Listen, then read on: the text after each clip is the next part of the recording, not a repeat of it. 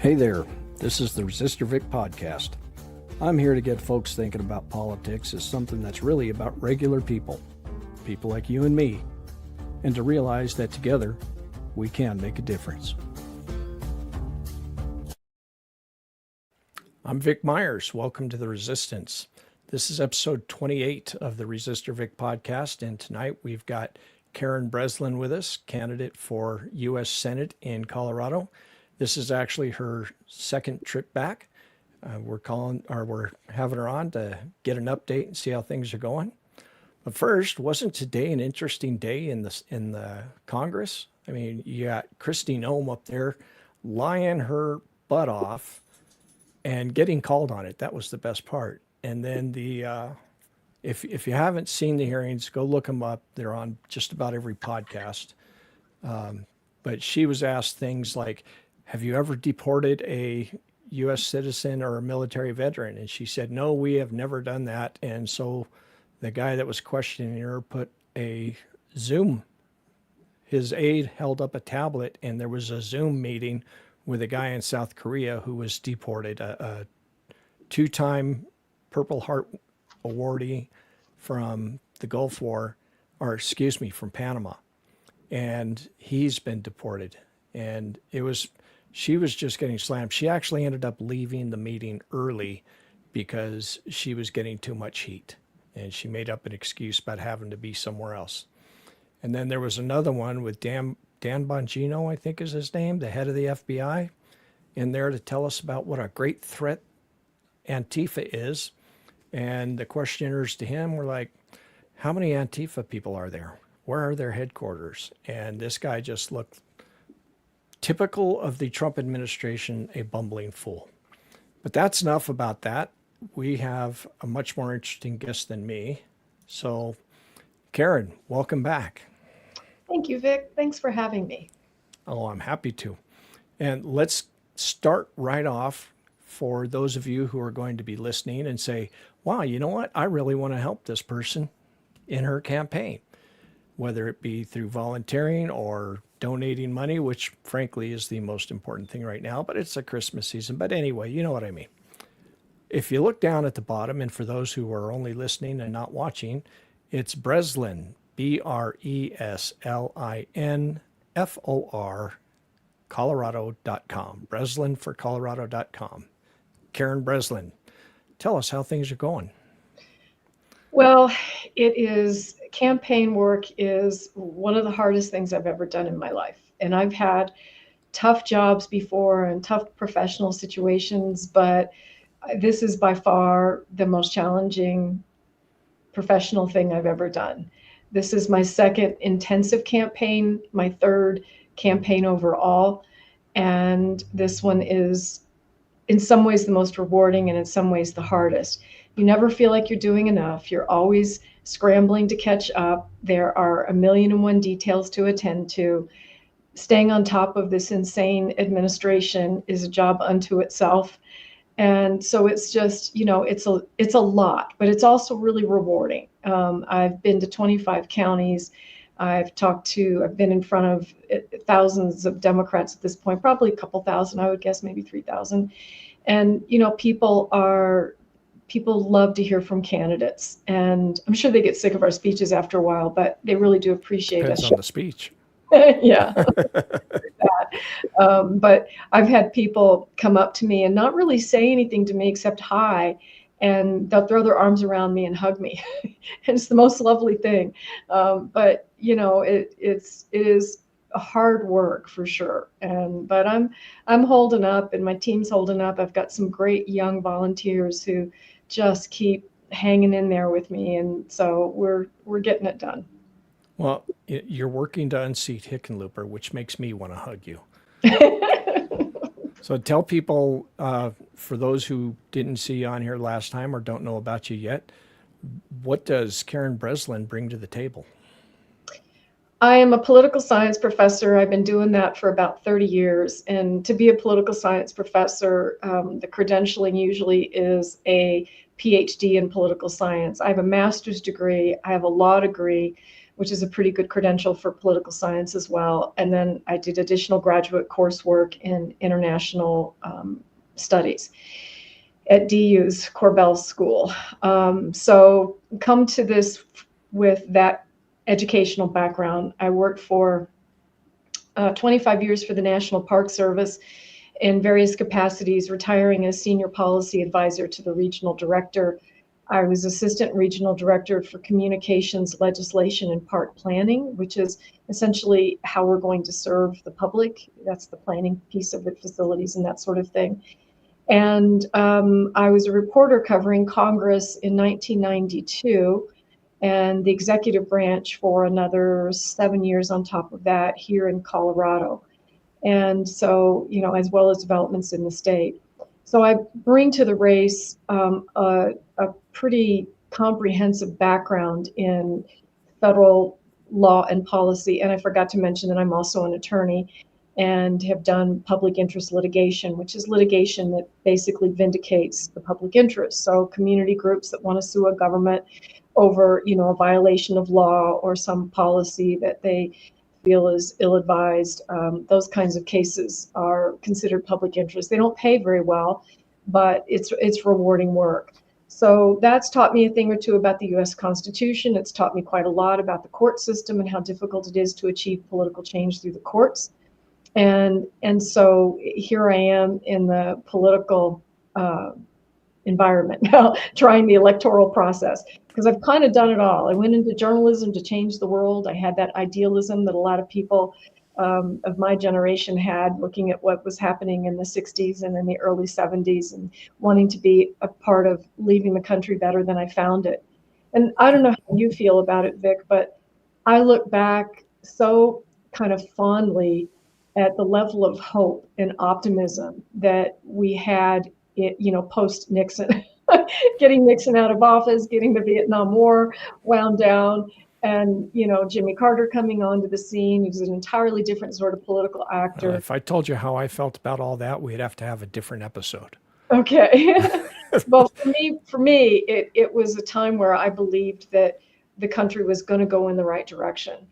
And that's really what spurred me into kind of the career path that I've had. Like the through line through all of it is a desire to make a difference. And, here I am still trying. You're looking for your George Bailey moment. I'll tell you about that sometime. Okay. Have I told you about the George Bailey moment? Okay. Not now. I'll tell you that later. Okay. Normally, I see this question in the comments, and normally that wouldn't be the best question for one of my guests. But given your background, I'm going to ask you Vince Gonzalez 7249's question. What do you make of Tina Peters? Oh, I mean, we have somebody who entrusted with a very sacred government responsibility in counting our votes. And then she totally breaks all kinds of laws in the process under lies. And now she's trying really hard to get out of jail. And Trump is trying really hard to pressure our governor to get her out of jail. I mean, given your constitutional or your legal background and political science and all that, I thought that might be a good question for you. Well, I honestly don't know the specifics of that case. I have not followed that case at all. So I don't know on what grounds she's seeking any kind of a change to her incarceration. I don't know the conditions of her incarceration. I have heard, and I don't know how. The bottom line is she was found guilty in a jury of her peers here in Colorado of state charges. She got a 9-year sentence, and Donald Trump has been calling for her release, and he tried to get her moved to federal custody so that he could release her from federal custody. And she just lost an appeal in the federal courts because she's suing in the federal courts because the state courts wouldn't put her on bail while she's appealing. So the federal courts were like, go away. That's a state court issue. And, she's just zero, like a typical Trump acolyte, zero accountability for the things that she's done. Anyway, I mean, I we're not certainly, here to talk. We're not here to talk about Tina, are we?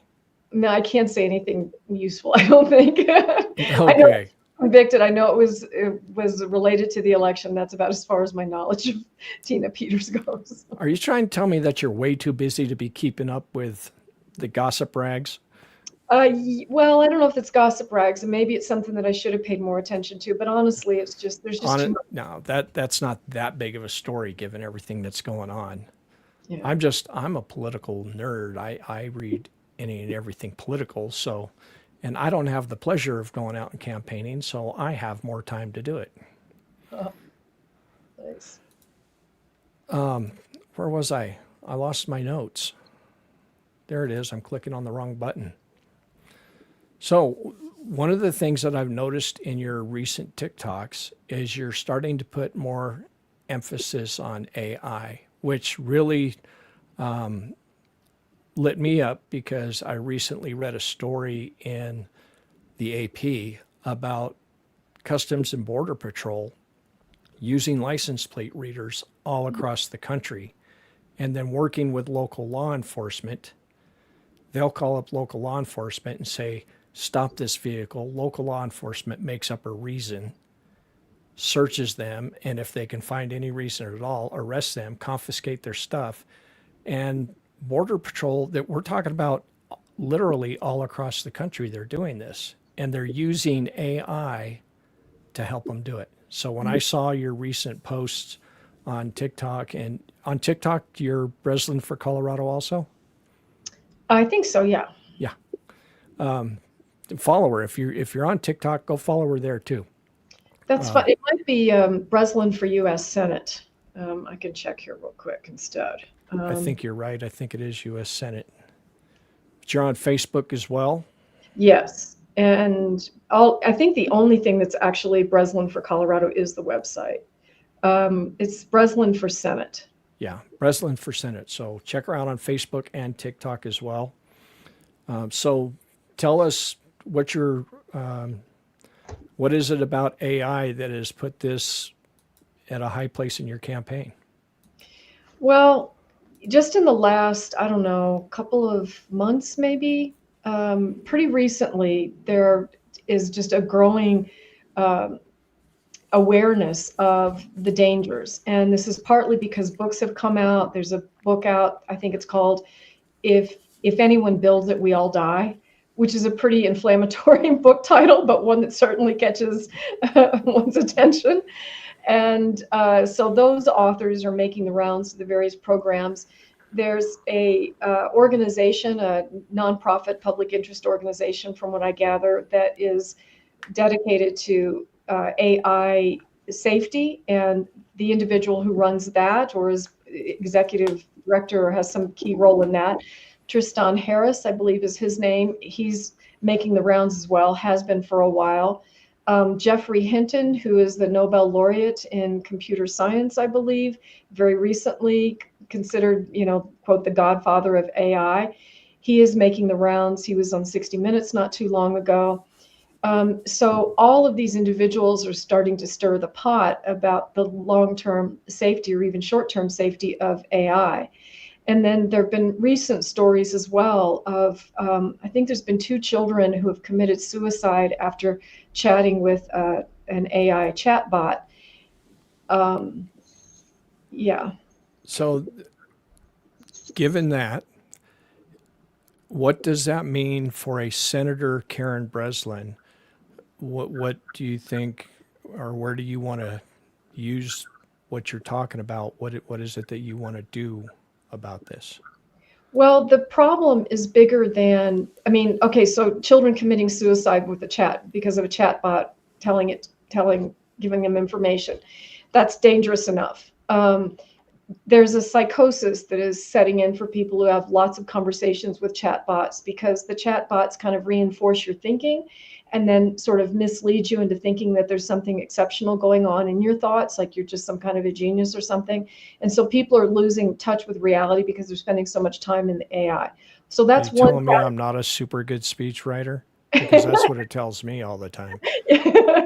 I would be skeptical of that. I just did a search and it said things like, that's a logical question. Yeah. I don't need a chat bot to tell me I'm asking logical questions.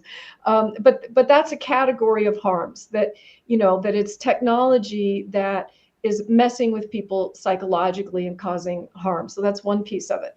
Another piece of it is the way the environmental effects of it. So these data centers that use enormous amounts of water and enormous amounts of electricity is completely inconsistent with trying to deal with climate change, completely inconsistent with water shortages that are also climate driven. And so that's a huge environmental piece. So you've got the safety piece, you've got the environmental piece, and then you've got the third, more substantial and scarier piece, which is that Hinton and others believe that there is I think I just heard him say this yesterday, that there is a significant risk of the technology getting outside of our control. And it's hard for me to visualize this because, I'm not particularly computer savvy. I just type on the thing, it does things for me. It's completely just a tool. But the AIs are more like, as one person described them, and I think it's exactly right, they're actually creating a species more than a tool, right? So, I mean, the cell phone is mostly just a tool that we use to do things with. AI, this kind of, what's it called? Artificial General Intelligence, AGI. AGI will have the capacity to reason autonomously from human control, and they're actively pursuing that. And ultimately, we could get to the point of ASI. Now, the autonomy means that when you tell a machine to do one thing, it may not do it. And my analogy, because I have horses, is, if you get on a motorcycle, you can direct where the motorcycle goes. You get on a horse and you can try, but the horse has a mind of its own and it may not go where you choose it to go. And I know that one well. right. But that's a profound difference in the way that we interact with technology. And so if AIs have the capacity to control their own existence, like you can't literally unplug them because they have the ability to evade those controls. I'll give you one example. So one of the companies was having an exchange about an AI of some sort. I don't know if it was a chatbot or what, and they were trying to phase it out. And the chatbot had been tracking the email traffic, and it concluded for itself that two people in the company were having an affair and tried to blackmail these people to not disable it. And That's straight out of a sci-fi movie. Absolutely. And apparently that's been replicated more than once, and they don't know why. And so that's really the scariest thing. Like, just like I don't know why my horse might choose to obey a command or not. They don't really understand why, like the chatbot. So do we need to, because the Trump administration, the Republicans in Congress are very adamant that they don't want states putting any kind of regulation on AI at the state level. And are you saying that as a senator, you would be pushing back on that, not only allowing the states to regulate AI, but look for regulations for safety and other reasons as well in the Senate? Yes, and let me just say a couple of kind of clarifying things. So the risk, if the AI is able to control itself, is number one, we can't turn it off and we can't direct it. And that means it's also learning capacity is so much beyond ours that it has the ability to create um, uh, potentially nuclear war. So it can program our systems to launch a war. It can create biological weaponry, potentially. And so there's that whole category of actions that this system can take, or this species, or whatever the heck we want to call it, unto itself, that we may have no control over. And this is what prompted something like 200 leaders in the field to request that the UN take action to regulate it. And so relative to the United States, the US needs to be leading the charge on that. The United States and China both are, the leaders globally in developing AI. The United States still has a bit of an advantage over China, but people think that that's going to be short-lived. China does control it, under the government, of course. We in the United States leave it to the tech companies. And their primary motivation is money. And Elon Musk was sounding the warning. Most of these companies recognize the risk and have talked about it and actually have gone to Congress asking for legislation to control their own actions, which is remarkable. But, Yeah, it but is. now, Talk about counterintuitive. yes, but now, and that was some time ago, a few years ago, but the technology is moving so fast that, and the potential for money and control, because now it's down to which company gets the ability to create this godlike species, and who's going to benefit from all of that. So I'll finally answer your question here. There needs to be national legislation that regulates all aspects of AI, things like deep fakes, so we know that the information we're getting is valid. That all by itself is a whole informational, what do we want to call that? That's a big separate basket over here. Yes, I left that out of the basket of horribles, but it, it definitely is one. So the whole labeling and disclosure and all of that sort of stuff. And then the whole social effects of AI psychosis, encouraging people to, do dangerous things, all of that, that's a whole nother thing. And then the whole development of a technology that has the capacity to destroy human life, but also all life on the planet, except maybe this alien species. Because how do these machines continue to function? It's going to have to be by pulling resources out of the earth. So from where I stand, this is a multifaceted regulatory problem. And so you've got to think about it in terms of consumers. You've got to think about it in terms of public health. You've got to think about it in terms of environmental protection. You've got to think about it in terms of national security. So John Hickenlooper has thought about AI, and John Hickenlooper's idea is to create a federal advisory committee that makes voluntary standards that are enforced, wait for it, not by the government, but by third-party consultants, private companies. Because private industry has such a glowing track record of regulating themselves. Yes, precisely. In any industry. Exactly. And to me, I mean, I wouldn't be running against Hickenlooper if I thought he was the right person for the job, but his lack of understanding. I have to give a disclaimer here because I like you as a candidate because of, I've read your platform, I've talked with you, I've listened to you, and that's why I like you as a candidate. But if you weren't out here running, I would be looking for anybody else besides Hickenlooper. I am biased, and I'm going to tell everybody that up front because A, he's 73 years old. B, he's one of these centrist third way so-called moderate Democrats, which makes him to the right of Ronald Reagan. And that is the last thing we need right now. C, the dude went into government without having the kind of understanding of government that you do. He is what we get when you put people in office who don't understand the workings of government. Yeah, I agree with you completely, Vic. And this is where it shows up. So here's, technology that can alter life on Earth, and by all accounts will. There isn't much disagreement about that. It's only a question of when. And some of the time frames are 5 to 10 years, 5 to 20 years on the outer end of it. Yeah. Well, you just gave me, if anybody out there is making t-shirts, if you can put Hickenlooper's head on a dinosaur and label it Jurassic John, I will buy that t-shirt. Because yes, the guy is 73 years old. Nothing against 73-year-old folks, but that's time to go golf or do your own private business. It's not time to legislate for the next generation because he doesn't get it. And he hasn't been around for 5 years. Yeah. So I go on and on, but we're here to talk about you. Don't let me get off on a tangent.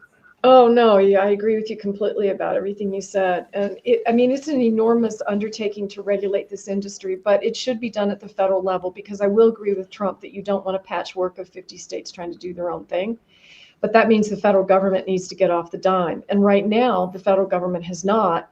And so states are free to regulate, and his executive order, he has no authority to control the state's regulation of AI. Now, the Constitution might have something to say about that, because there is the Commerce Clause, and that restrains state power to some extent. But Trump by himself has no authority to try to control that. Congress. Well, again, that's a whole nother podcast. I don't want to take up your time, so I'm going to throttle myself here.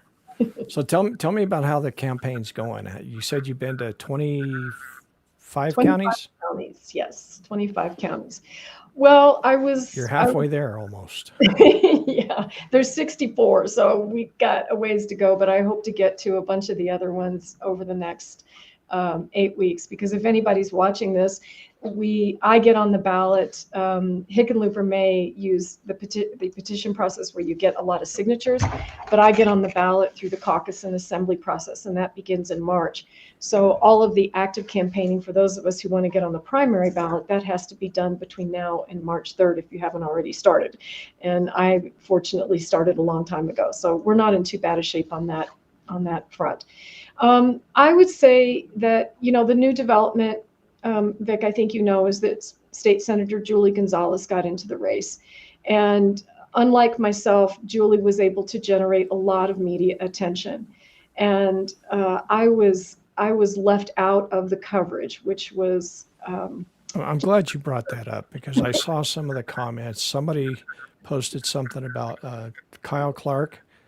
That guy's pretty popular among the people that I see on social media in Colorado, because he seems to be fair and will cover things that the conservative media won't, which is a lot of the media in Colorado.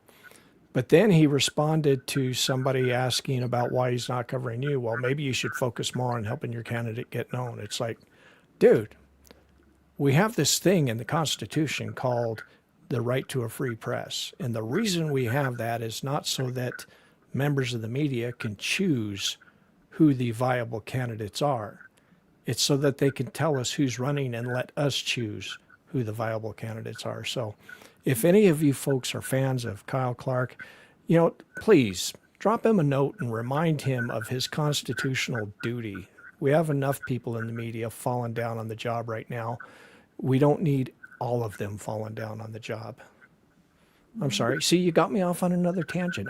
I'm very tangent, what's the word I'm looking for? Prone today. Yeah. Well, they're great tangents, so I say tangent away. Yeah, thank you for what you said there. It's been hard to sort of understand his reasoning. I got crosswise with him early on, and I don't know, would you want me to talk about that? Or is that's entirely up to you. Okay, well, I'll tell this fairly quickly, or try to anyway. So when I announced in February, I did a press release, and based on my prior experience, I wasn't expecting it to get picked up very much, and it didn't. And so that was okay, because I was the only one in the race against Hickenlooper at that point, and it was just what it was. But by April, Hickenlooper is starting to really kind of show his weakness relative to Trump. He's already voted for a bunch of Trump nominees. He's not saying anything about, or not much anyway, about many of the things that Trump's doing. You almost got me on another tangent there. Well, tangent away if you want. Well, okay, since you said that, you mentioned how he voted for Trump nominees. And he's been posting a lot on social media lately about things like the environment and public lands and all that. And he and Bennett both voted for Doug Burgum and Chris Wright, two people who were very proud to tell us how they don't believe in any kind of climate change regulations or activities or initiatives or anything else. And they're the ones responsible for wanting to sell off and develop our public lands. And Hickenlooper's out there telling us on Facebook what a bad idea it is, but he voted for these people to be secretaries. So, I'm so over John Hickenlooper. Okay, that's my tangent. Go ahead. Well, right, exactly right. And it's worse than that, because Hickenlooper is likely to have the distinction of having Trump sign one of his bills when they passed the Fix Our Forest Act, which is a logging bill, and not a bill that's good for the environment. So every time he tries to pat himself on the back for being, such a great friend of the environment, I want to Fix scream. Our Forest. He actually named it that, Yeah. which is funny because this is what our typical Washington politicians do: is they will name a bill so that it sounds like it's just what we want, and then you read it, and this one's a great example of how I say he's to the right of Reagan, because I don't know if Reagan would have agreed to a bill like this. Yeah. Probably he was pretty business friendly, but at the same time, there was more environmental awareness in both parties back then than there is now. And I I can't, if they actually get it done and passed in the Senate, which this Congress does nothing, but if they do actually vote on it and pass it, and Trump signs it, that's going to make for some great videos on my social media channels, let me tell you. And mine as well. Yeah. So anyway, so Kyle Clark brings Hickenlooper on and is pretty tough on him, and Hickenlooper doesn't have his best day ever. And people are on social media, Clark's social media feeds, and a few people ask, why doesn't he say something about me or interview me or whatever? And he ignores that, and the feed goes on, and then somebody chimes in later and says, who's running against Hickenlooper? And Kyle Clark responds, no one who is well known or well funded. And I write Kyle Clark a note and I say, not mentioning a candidate like me has all kinds of devastating implications. And I explained a little bit about my background and my qualifications, and how, when the media kind of zeroes out a candidate and makes sure that no one knows that they exist, that it makes it very hard to raise money, and so on and so forth. And I said, in your answer implied that there's no one in this race worth paying attention to. And he wrote me back a very cryptic note that said his answer didn't imply anything, and that I could become well known and well funded. He wasn't saying that that wasn't a possibility. So that was his response to me, like, tough, get over it. I'm standing my ground. And I thought the response was curt and rude and a tad bit arrogant, but I did appreciate him responding to me. Okay, And so totally incompatible with the reason why we have a freedom of the press. well, yes, and I'm going to do a little sidestep here for a second. I'm a journalist by training. I have a bachelor's degree in journalism. I worked as a reporter for, I don't know, like 15 years or so. Part of it as a staff person, and part of it as a freelancer. I was, interviewing politicians and agency officials and doing all of that. And our job, as I was trained, was to inform the public, not to make decisions for the public, but to let the public know. Now, you do have to do a little bit of gatekeeping, right? But if a political science professor with 25 years in the federal government, a lawyer who's got constitutional law experience, is not qualified to be the Senate, but in the Senate, U.S. Senate, but Graham Plattner is, or even Michael Bennett, who his prior experience was as school board superintendent, or yeah, I think that's right. Yeah. Right? Or I'm sorry, school district superintendent. Yeah. Help me make sense of that. Help me understand that. And so, they don't think that way about it now. And I think that I'm gonna take a little breath here for a second, because it really frustrates me, because it's inconsistent with the journalistic ethics of how you decide what to cover, who to cover, and for what reason. Now, Kyle Clark's got his program. He can figure out who he wants to have on it. That's fine. But all of the major news media that covered Julie Gonzalez's announcement just mentioned my name and maybe three other people who filed paperwork with the FEC. And one gentleman who I don't know, Brashad Hazley, I think is his last name. I think he's done a little bit of campaigning, but Yeah. nothing on the order of what I've done. And yet I don't even exist for the. You know what? Since you brought up what Kyle said about name recognition and money, which you can't get money without name recognition, you can't get name recognition without money. Exactly. I'm going to put your website up here again. And my stupid logo's in the way. Look, is that a donate button up there in the top right corner there? It is, and there's one in the middle toward the bottom too. There you go. There's another one right there. Folks, if you believe in democracy like I do, and you think we should have options and not let the parties tell us who to vote for, and if you've got a couple of extra bucks and you would like to see Karen get some attention from these media hacks, go to our website. It's scrolling across the bottom. It's Breslin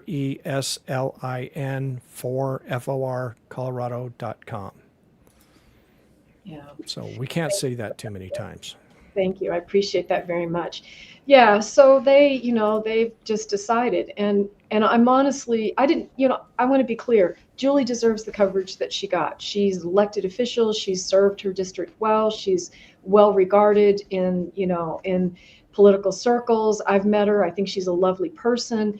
I am not in any way saying that Julie does not deserve the coverage that she got. What I am saying is that a candidate who's been in this race for this many months, done as much as I've done, I think I deserve more than just, and by the way, this person's running for two also. And that's really, but I think there's a bigger issue here. And I'll go back to the Graham Plattner example for a moment. So Graham Plattner is running in the U.S. for the U.S. Senate in Maine, and he is up against Janet Mills, former governor, kind of a Hickenlooper type Democrat, if I understand the situation. And so everyone knows about Graham Plattner and Janet Mills. She's 78 years old. Yeah, she's quite elderly. And the interesting thing about Graham Plattner is that, as far as I can tell, he has zero credentials for the job. He's an oyster fisherman and some other kind of related field, but no governmental experience or relevant education that I'm aware of. I could be wrong about that, but that is what I recall. Meanwhile, there's a third candidate in the race, or was, named Jordan Wood. And Jordan had raised a lot of money, but the media attention went to Graham Plattner. And so if you tried to follow anything about what was going on in the main race, you would find Graham, but you would not find Jordan. Jordan ultimately switched to a House race when one of those became open. And I hadn't heard that. So, yeah. And Jordan had credentials for the job. So what exactly was who blessed Graham Plattner as the person to... Well, I think Graham Plattner, by virtue of how much money he was able to raise grassroots, I think that's what made him media worthy, because then they started doing polls since everybody got to know who he is, and he beats Susan Collins. Yeah, but what came first, Vic? Because my guess would be the media attention came first and the fundraising second. Yeah. Because it's almost impossible to raise money if you don't have either a prior political base as an elected official, and even then, right? You've got a strong network of people who know you and want to help you succeed. And I would think that Eileen Lauerbach is probably in that category. For those of you who know about the Congressional District 4 race, Eileen's raised a ton of money. And so and grassroots raising of money, it's a little bit misleading in how we think about that. Like, the small donations are grassroots donations, but it takes money to raise that money. Right. So it's not like you've managed to connect with a lot of people on your own steam, right? It takes money to do that. So anyway. I want to shift gears a little bit here, because we were talking before we went on air about how long. Look at that, we're at 38 minutes already. Yeah, I'm fine. So we can keep going. No, that's fine. So tell me, I'm curious about, we saw the November elections where Democrats just kicked butt all across the country.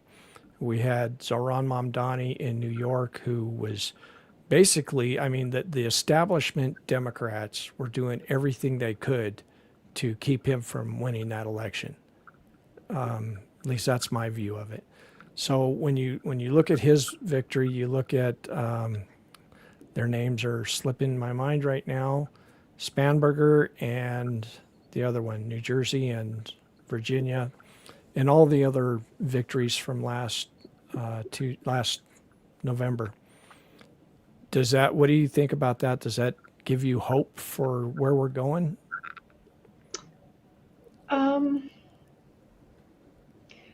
it's a little soon to say. I think that 2026 is going to feel far off. I think a lot will depend on what happens between now and then. I think there's a lot of resistance building to Trump, but I think I'm not sure if that's going to translate into victory in 2026. I don't know why I'm saying that. It's more of a gut feeling than it is something that I can put words and logic behind. I think it's going to depend on whether or not the Democrats will give people something to run for. I think if they run against Trump and just against Trump, I think it's going to be a wash and that blue wave will die down. But I think if we can go out and not shun candidates because they're not millionaires, if we can take a hard look and bring real grassroots candidates to the ballot, then I think that it gives us a real shot to have a 1932 historic wave. Yeah. And for reference, for you younger folks, make myself sound 100. In 1932, when FDR was running, and correct me if I'm wrong on any of this, Karen, I think you're probably better educated in it than I am. I don't know. In 32, when FDR ran, the Republicans owned the House and the Senate. And his victory was so overwhelming, his coattails were so long, that the Democrats took over the House and the Senate with huge majorities that enabled him to implement the New Deal. And I think that's what we could get if the people will take back the Democratic Party away from the consultants. Yeah. And what do you think? I mean, do you think the powers that be are going to allow that to happen? Well, that's the catch. We need to not care whether or not they will allow, because they can pump as much money into races as they want. Just like you mentioned Laubacher a minute ago, her and Bennett. Laubacher's the establishment pick. Why? Because Tricia Calvarese is out there doing the grassroots progressive, focusing on Main Street CD4. Whereas Laubacher, they're like, oh, we think she has a better chance. And Bennett Bennett and Laubacher are doing joint fundraising together. Hickenlooper. It was Hickenlooper and Laubacher doing the joint fundraising. She is the establishment pick. She didn't even live in the district, and I'm still not convinced that she does now. But the point is, we're letting, if she gets picked, it's because we let the party tell us who to pick instead of us voters, the people who are affected the most. If we don't let that happen by going to our caucuses, by voting in the primaries, and we choose our candidates instead of waiting for the party to tell us, then yeah, I think we can have a 1932 type blue wave election that brings in people who will actually champion Main Street America again. Yeah. But it's up to us. Yeah. That's been my message everywhere I've gone. Because, before Julie got in, it really seemed like a Herculean challenge for a candidate like me. And people would express enthusiasm in my campaign, and they would always ask me, well, what about the money? And, the money shows up when the media attention shows up. And it's, it really does require that, unless you've got your own bank account where you can buy the exposure so that people will know who you are, because there's just kind of no other way around it. And I say that having run a couple of campaigns now, I see the challenges. I don't have money. I'm not a wealthy person by any stretch of the imagination. And just in case anybody thinks that Karen is being hyperbolic or whatever, in 2014, I ran for Congress in CD4, where Boebert is now. And I called up the Denver Post and asked them, it's like, hey, do you guys want to talk? Do you want to interview me? Whatever. And their only response was, how much money do you have? Mm-hmm. I told them, we're just getting started. And they're like, well, until you have $100,000 in the bank, you're not a real candidate. So that's what they do. The media, especially the mainstream legacy medias, they're not going to go out of their way to help grassroots, non-establishment people get elected to office, because Yeah. that's just going to dilute their power. Yeah. That's So a great point, there you Vic. go, another tangent. Yeah, no, but you totally, validated my experience because sometimes you get a little rattled by it all, like, wow, really? What's going on Yeah. here? Because again, my journalism training would not justify what you were told in 2024 or 2014, and it wouldn't justify the way I've been treated. Like I say, I wouldn't have expected a lot of coverage of me, but maybe a paragraph.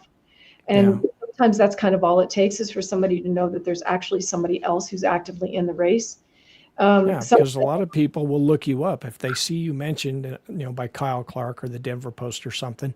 They'll take the time. They might take the time to go and Google you, and say, "Oh exactly. wow, look what she's running on." Yeah, you Oh, give pay them a little attention. bit more information than that they, if they actually understood I was a candidate, an actual active candidate with some credentials, they might go and look on their own. But when you just say, oh, this person's running and you don't tell anybody much about them, it's pretty tough to get that encouragement. But I think where I'm headed with this thought is one of the things that I finally have become convinced of, and this is a hard thing for me as someone who's long believed in journalism, that corporate journalism is now most of journalism with the exception of people like you. And so much of what's out there is really about reinforcing the system that we have. And so if someone like Jasmine Crockett or name whatever high profile, seemingly counter establishment person that's out there, they get attention because it benefits the corporate media, not because it benefits our democracy. And that's the difference between the journalistic ethics that I was, you know, Have uh, any thoughts on how we can resolve that well, conundrum? you're doing it with this podcast, but I would emphasize what you just said, which is if somebody's got a lot of media coverage, I would be asking lots of questions about that. Because why? What makes this particular candidate so appealing? And that's running back to the Plattner Wood thing again. Like, what's going on there exactly? And then stop thinking about the money as the most important thing about a candidate, because if you focus exclusively on money, you're going to freeze out of the process, well, people like Vic and potentially people like me, people who are in it because they want to serve the public, not because they want to be career politicians. You aren't a career politician, I'm not a career politician. And I've been toying with another idea. I've been toying with another idea. I kind of mentioned it in one of my videos the other day, but I was thinking one of the ways to put a shock to the system, if you will, would be if we had 20 candidates sign up to run, not saying that they're going to go out there and build a campaign and do all the stuff. Maybe some of them will, maybe some of them will do something, but just the shock value of somebody like Hickenlooper or Bennett or whomever having 20 people file as candidates to run against them. There's a part of me that thinks that's a totally stupid idea, Vic, and another part of me that says, that might be one way for the people to make a statement. I don't know. I'd have to think about that a little bit. I mean, I can tell you that the more candidates who file who aren't serious about actually running, the worse it is for somebody who's going to mount a serious candidate but is not a career politician or otherwise blessed by the establishment. So, for example, if I'd issued that press release when I was running and I could point to the fact that I could spend $1.2 million of my own money on the campaign, I would have been treated as a serious candidate. And that Right. would probably happen whether I had any credentials or experience that was relevant. And that's the disturbing part, that you can buy your way to viability if you've got a big enough bank account. And isn't that really what we all dislike about our current political process? So if you have a lot of people who are just kind of filing paperwork, which is what I was described as doing by Colorado Public Radio, then that gives them more reason to kind of gatekeep and say, well, unless you've got the big bucks, unless you are a career politician, we're not letting you through the gate. And my inability to get through the gate means that people don't know my name. They don't even know I'm in the race. A lot of people saw headlines that said Hickenlooper finally faces a progressive challenger, or Hickenlooper finally gets a progressive challenger, that sort of thing. And in fact, I've been out there for literal months as a progressive challenger. So it's I think what we do to fight back is to really look out for the candidates. Tricia, in this case, with Eileen. Eileen's a lovely woman. I've met her. She's lovely, but somebody's trying to put the thumb on the scale, right? And it ought to be our decision as voters. So anytime the media or anyone else endorsements from leading politicians, I would ignore those. That's one of my metrics to decide if somebody's an establishment. When you've got the top politicians or the party sending out media post after media post in favor of one candidate or another, then under the guise of just informing the public of what this person's doing and not, they will tell you that they're neutral, but when they're putting out all these Facebook posts and social media posts for a particular incumbent, you can't say that they're being neutral. But anyway, question for you is, do you think, given our discussion over the media and all that stuff, one of my frustrations with not just the media, but America in general, is we have totally gotten away from any kind of serious, real anti-monopoly enforcement. Mm-hmm. Do you think breaking up all these media companies would be better for democracy? Absolutely. I think there ought to be limits on how many outlets they can own. I think there needs to be a clear disclosure when, like I was just curious to see who owns 9 News, who owns Kyle Clark's radio TV station. And if you go all the way back up the food chain, BlackRock, one of the big private equity companies, I think it might even be the biggest. Aren't they supposed to be a real estate company? They do it all, as far as I know. Yeah. But they have substantial holdings in the parent company of Channel 9. And so when you can trace back corporate ownership like that, it's a safe bet that those media companies are not going to be pushing an agenda that is contrary to their interests. And I'm not suggesting to you that the corporate ownership means that individuals come into the newsroom and monitor in that way, but you sort Unless you're at CBS News. Well, exactly. You also know, and this is true in any organization, you also know what the cultural norms are of wherever you work. And you know that if you value your livelihood, you're not going to step outside of those norms. And so as a journalist in an organization like that, if you're working for Fox, you're probably not going to be pitching progressive Democrat stories because that's not what Fox wants. And so, there's a certain level of flexibility there. But look how hard the Washington Post went in for Hillary. And, just story after story promoting Hillary as a candidate in 2016 when she was running against Bernie.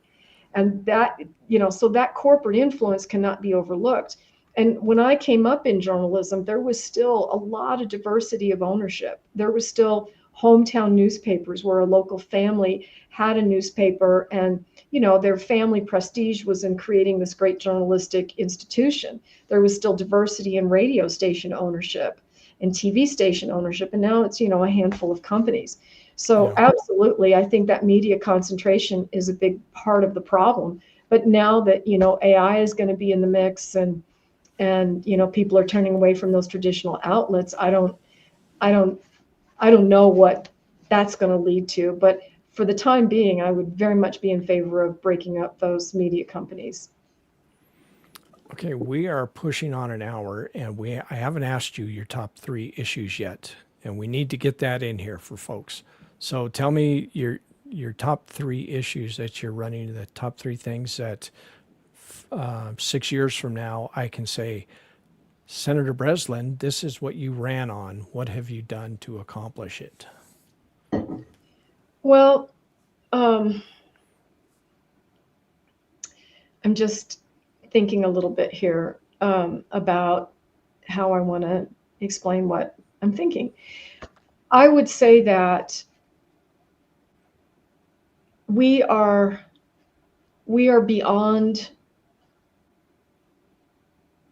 We have long since passed the threshold point of losing our democracy. That the democracy has already been eroded to a substantial extent. That's what I'm trying to say. And just today, Trump seizes this tanker under some kind of an emergency, whatever. And I looked up the authority for that, and sure enough, the legislation is vague about what constitutes an emergency that would authorize Trump to take this action. And so at every turn, the executive order that we just discussed a moment ago about AI, on a daily basis, he is violating our system of government. He is violating the US Constitution, probably multiple times a day, but it seems like at least on a daily basis. And we are no longer the country that we were before he was elected. And so what I would say about that is that if we don't put a stop to that, and that's really all of us, not just the election in 2026, but everything that we do between now and then, we may face the situation of the election being irrelevant in the sense that why would he leave power? He's already once tried to stay in power. And if you're waiting for the courts to do something, well, he's routinely ignoring court orders. And if you're waiting for Congress to do something, well, we see where that's gotten us up to now, with spineless Democrats and Republicans happy to go along with anything that Trump says. And at some point, the fear of Trump becomes pervasive enough when he's able to control so many institutions of society, universities, law firms, media companies, and pull people off the street and dump them places because, immigration. Let's just murder people in the Caribbean because, I say so. We are living under a tyrant right this minute. So 6 years from now, I can't sit here and say what I've tried to do, assuming there's still a US Senate of any consequence in 6 years. And I can't tell you what I would try to do, what I've accomplished to try to fight that, then, I will have failed. Hopefully I'm able to tell you, here are all the things that we did, and here's how we got our democracy back. So that's the first point. But you'd like to respond, I take it.